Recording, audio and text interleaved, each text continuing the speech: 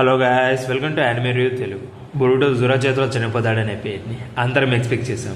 కానీ లాస్ట్ చాప్టర్లో ఫైనల్లీ ఆ పేరు చేంజ్ అయిపోయింది. బట్ పేరు చేంజ్ అవడానికి రీజన్ వచ్చి కవాకి. కాసిన్కి వచ్చి 10 డైరెక్షన్ అబిలిటీతో మల్టిపుల్ టైనర్స్ని చూస్తాడు. కానీ కవాకి ఆ ఫ్యూచర్ పాసిబిలిటీస్లో ఒక్క మూమెంట్లో కూడా లేడు. దానికి అర్థం ఏంటంటే కవాకి అక్కడికి రాలేదని, కానీ బొరుటోని సేవ్ చేయడం కోసం కవాకి అక్కడికి వచ్చాడు. బట్ ఇక్కడ క్రేజీ పార్ట్ ఏంటంటే బొరుటోని కవాకి సేవ్ చేయడానికి వస్తాడని బొరుటో ఎక్స్పెక్ట్ చేశాడు. అయితే దీన్ని చాప్టర్లో క్లియర్గా చూపించారు. కవాకి బ్యాటిల్ ఫీల్డ్లోకి వచ్చినప్పుడు బొరుటో షాక్ అవ్వకుండా, హే బ్రో, నేను నీకోసం వెయిట్ చేస్తున్నా, రావడానికి లేట్ ఎందుకైందని అడుగుతాడు. అయితే ఇక్కడ క్వశ్చన్ వచ్చి తనని సేవ్ చేయడానికి కవాకి వస్తాడని బొరుటోకి ఎలా తెలుసు? దానికి రీజన్ వచ్చి మొమోషికి యొక్క ఫ్యూచర్ విజన్. ఈ పవర్ని బొరుటో అవేకనింగ్ చేసుకున్నాడు. దీన్ని ఆల్రెడీ మనం లాస్ట్ చాప్టర్లో చూసాము. ఫస్ట్ బొరుటో లైఫ్లో ఉన్న తన ఫ్రెండ్స్ని, మదర్ని, ఫాదర్ని, వీళ్ళందరినీ లాస్ అయిపోతాడని మొమోషికి చూశాడు. ఆ తర్వాత చాప్టర్ 75లో బొరుటో కూడా సేమ్ ఫీచర్ని చూశాడు. అది ఒక చీట్ కోడ్ లాగా వర్క్ అవుతుంది. ఎగ్జాంపుల్, GTA 5 గేమ్ని తీసుకోండి. అందులోని వెపన్స్కి, వెహికల్స్కి ఫాస్ట్గా రన్ చేయడానికి ఇలా చాలా వాటికి చీట్ కోడ్స్ని యూజ్ చేస్తారు కదా. సేమ్ ఇది కూడా అలానే వర్క్ అవుతుంది. దాంతో బొరుటో ఫ్యూచర్ని చేంజ్ అవడానికి పాసిబుల్ అవుతుంది. అయితే కాసిన్ కోజీ చెప్పినట్టు కవాకి బ్యాటిల్ ఫీల్డ్లోకి ఎంట్రీ ఇస్తాడని కాసిన్ కోజీ యొక్క 10 డైరెక్షన్ అబిలిటీలో కనిపించలేదు. బట్ బొరుటో ఒక న్యూ ఫీచర్ అప్డేట్ని చూసి ఉండొచ్చు. ఎప్పుడైతే ముందు చాప్టర్లో బొరుటో కవాకి లిమిటేషన్ రిమూవ్ చేసుకోమని చెప్పాడు, ఆ డెసిషన్ వల్ల ఫ్యూచర్ చేంజ్ అయిపోయి ఉండొచ్చు. అలాగే బొరుటోకి మల్టిపుల్ ఫీచర్ని చూపిస్తాయేమో.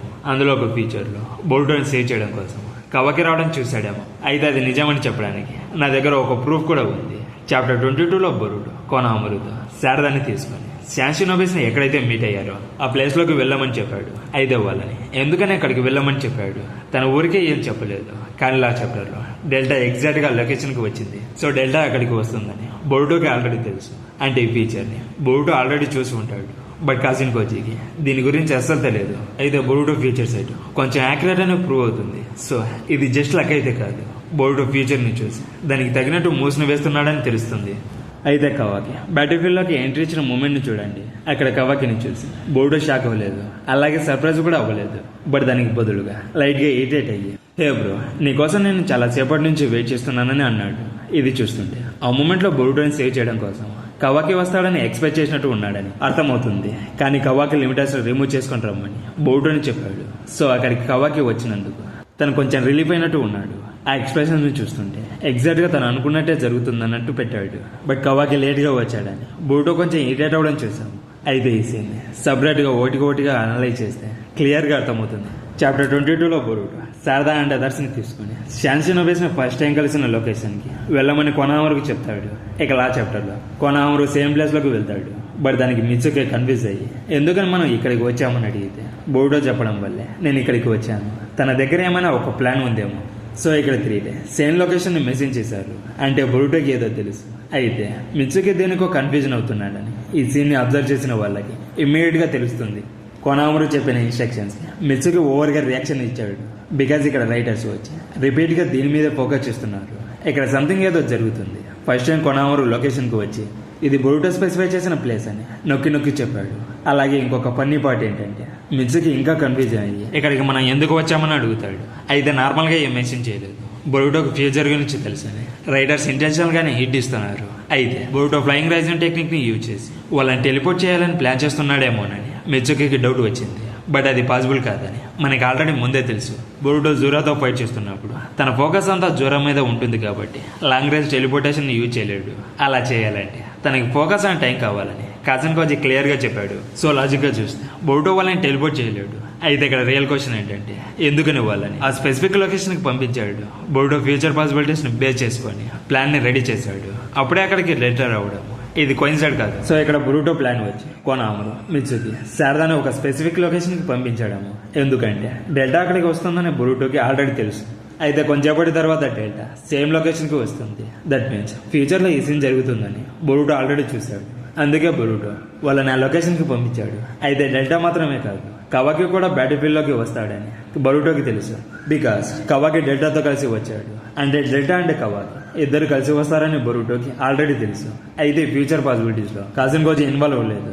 అది కాసిన్ కోజీనే చెప్పాడు. మల్టిపుల్ ఫ్యూచర్ పాసిబిలిటీస్ని చూసిన కవాకి రావడం చూడలేదు. బట్ బొరూటోకి తెలుసు అని క్లియర్గా చెప్పాడు. బట్ బొరూటోకి ఎలా తెలుసు? సింపుల్, తన ఫ్యూచర్ని చేంజ్ చేశాడు. కవాకి లిమిటర్స్ని రిమూవ్ చేయడం వల్లే కాసిన్ కోజీ చూసిన ఫ్యూచర్ చేంజ్ అయ్యి ఒక న్యూ ఫ్యూచర్ని క్రియేట్ చేసేలా చేశాడు.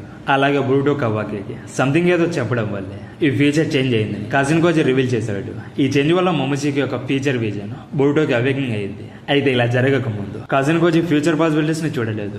అంటే బొరూటో వచ్చి తన ఓన్ గా డెసిషన్ ని తీసుకుంటున్నాడని కన్ఫర్మేషన్ అయిపోయింది. సో ఇక్కడ ఫ్యూచర్ చేంజ్ అవడానికి బొరూటోస్ డెసిషన్ అలాగే ఫ్యూచర్ అబిలిటీస్ మెయిన్ రీజన్. అయితే ఇక్కడ ఇంట్రెస్టింగ్ థియరీ ఏంటంటే బొరూటో శారదా చనిపోతుందని ఒక ఫ్యూచర్ లో చూశాడు. బట్ దీని గురించి తెలుసుకోవాలంటే చాప్టర్ 6 లోకి వెళ్ళాలి. ఇక మిత్సుకితో ఆర్గ్యుమెంట్ తర్వాత సాస్కేని అలాగే ట్రీస్ లాగా ట్రాన్స్ఫార్మ్ అయిన అందరినీ రెస్క్యూ చేస్తానని బొరూటో ప్రామిస్ చేశాడు.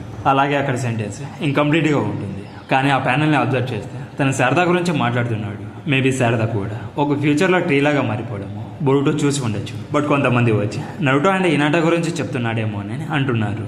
అది కూడా కరెక్ట్ అయి ఉండొచ్చు. కానీ ఇక్కడ ఫోకస్ మొత్తం క్లియర్గా శారదా పైనే ఉంది. అండ్ ఈ రీజన్ వచ్చి కరెక్ట్గా సూట్ అవుతుంది. బికాస్ బొరూటో ఇప్పుడు జూరాతో ఫైట్ చేస్తున్నాడు. అయితే ఈ బ్యాటిల్లో బొరూటో చనిపోవాలి. ఒకవేళ శారదా చనిపోతే బొరూటో బ్రతికే ఉంటాడు. సో అలా జరగకుండా బొరూటో ఒకడు మాత్రమే స్టాప్ చేయగలడు. సో సింపుల్ గా చెప్పాలంటే ఇక్కడ ఫ్యూచర్ చేంజ్ అయింది. 10 డైరెక్షన్ వల్ల కాదు, మొమోషికి యొక్క ఫ్యూచర్ అబిలిటీ వల్ల ఇది పాసిబుల్ అయింది. బట్ మొమోషికి యొక్క ఫ్యూచర్ అబిలిటీ గురించి ఒక క్లారిటీ కావాలంటే ఇకమోటో రీసెంట్ ఇంటర్వ్యూషన్స్ చాలా ఇంపార్టెంట్. మొమోషికి యొక్క ఫ్యూచర్ అబిలిటీ వచ్చి కాసిన్ కోజీ యొక్క 10 డైరెక్షన్ అబిలిటీ కన్నా చాలా వీక్ అని చెప్పాడు. బికాస్ కాసిన్ కోజీకి షీబై నుంచి వచ్చిన ఒక రియల్ చింజొచ్చు, షీబై వచ్చి ఒక గాడ్ లెవెల్ వచ్చుకి. బట్ మొమోషికి జస్ట్ ఒక రెగ్యులర్ వచ్చుకి. తన ఫ్యూచర్ అబిలిటీ వచ్చి సింజుచ్చు అయి ఉండొచ్చు, కాకపోవచ్చు. అది కన్ఫర్మ్ గా తెలియదు. సో ఇద్దరు ఫ్యూచర్ పాసిబిలిటీస్ ని కంపేర్ చేస్తే కాసిన్ కోజీ అబిలిటీ వచ్చి బెటర్. కాసిన్ కోజీ అబిలిటీతో మల్టిపుల్ ఫ్యూచర్ ని చూడగలడు, కానీ ఎగ్జాక్ట్ గా ఎలా జరుగుతుందో చూడలేడు. బట్ మొమోషికి ఒక ఫ్యూచర్ని చూసి బొరూటో తన లైఫ్లో ప్రతి ఒక్కరిని లాస్ అవుతాడని చెప్పాడు. అదే జరిగింది. తర్వాత బొరూటో కూడా చాప్టర్ 75లో సేమ్ ఫ్యూచర్ని చూశాడు. అంటే మొమోషికి చూసిన ఫ్యూచర్ జరుగుతుంది, బట్ కాసిన్ కోజీ చూసేది జరగచ్చు లేదా జరగకపోవచ్చు. ఇలా చూస్తే మొమోషికి ఒక అబిలిటీ వచ్చి చాలా యాక్యురేట్. ఎగ్జాంపుల్, బొరూటో తన లైఫ్లో ప్రతి ఒక్కరిని లాస్ అవుతాడని చాప్టర్ 10లో మొమోషికి చెప్పాడు. ఇక చాప్టర్ 75లో బొరూటో కూడా సేమ్ ఆ సీన్ని చూశాడు. అయితే సేమ్ ఎగ్జాక్ట్గా అలానే జరిగింది.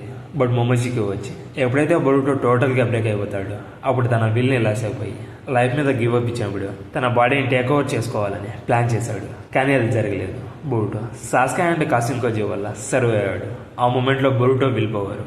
మొమోషికి ఎక్స్పెక్ట్ చేసిన దానికంటే ఇంకా స్ట్రాంగ్గా ఉండే. అయితే మొమోషికి బొరూటో తన బాడీ మీద గివ్ అప్ చేయడం చూడలేదు, జస్ట్ అజ్యూమ్ చేసుకుంది. సో టెక్నికల్గా చెప్పాలంటే ఫ్యూచర్ చేంజ్ కాలేదు, ఎగ్జాక్ట్గా తను అనుకున్నట్టే జరిగాయి. కానీ మొమోషికి ఇమాజినేషన్ వల్ల మంచి ఛాన్స్ లాస్ అయిపోయాడు. సో మొమోషికి యొక్క ఫ్యూచర్ అబిలిటీ చాలా యాక్యురేట్, కానీ కాసిన్ కోజీ లాగా మల్టిపుల్ ఫ్యూచర్ పాసిబిలిటీస్ చూడలేడు. సో మొమోషికి చూసింది యాక్చువల్ ఫ్యూచర్. అందుకే మొమోషికి future ability కాసిన్ cosy 10 direction ability కన్నా చాలా better. So కాసిన్ cosy presence ability అలాగే మొమోషికి ఫ్యూచర్ అబిలిటీ మధ్య డిఫరెన్స్ వచ్చి కాసిన్ కోజీ తన అబిలిటీతో మల్టిపుల్ ఫ్యూచర్ పాసిబిలిటీస్ చూడగలడు. బట్ ఇక్కడ ప్రాబ్లం ఏంటంటే ఆ ఫ్యూచర్లో ఏది జరుగుతుందో క్లారిటీగా ఉండదు. సో ప్రతి ఫ్యూచర్ పాసిబిలిటీస్కి రెడీగా ఉండాలి. ఒక ఫ్యూచర్ జరగచ్చు, జరగకపోవచ్చు. కానీ మొమోషికి కన్ఫ్యూజన్ లేకుండా ఎగ్జాక్ట్గా జరిగే ఫ్యూచర్ని చూస్తాడు. సో మొమోషికి ఒక అబిలిటీ వచ్చి 10 డైరెక్షన్ అబిలిటీ కన్నా చాలా బెటర్. అయితే 2 అబిలిటీస్కి లిమిటేషన్స్ ఉన్నాయి. మొమోషికి తన అబిలిటీతో ఓన్ ఫ్యూచర్ని చూడలేడు. అలాగే కాసిన్ కోజీ నిజమైన ఫ్యూచర్ని చూడలేడు. అలాగే ఎప్పుడు కావాలంటే అప్పుడు కాసిన్ కోజీ తన 10 డైరెక్షన్ అబిలిటీని యూజ్ చేయలేడు. అంటే ఆ అబిలిటీని యూజ్ చేయడము తన కంట్రోల్లో లేదు. బికాస్ అతను వచ్చుకి కాదు, షీబైసెల్స్తో క్రియేట్ చేసిన ఒక సైబర్. సో దీని మీద మూవీ ఏంటో కామెంట్ సెక్షన్లో చెప్పండి గైస్. ఈ వీడియో మీకు నచ్చినట్లయితే please subscribe my channel. Next మరిన్ని అన్ని వీడియోస్తో మళ్ళీ కలుద్దాం. Until then by.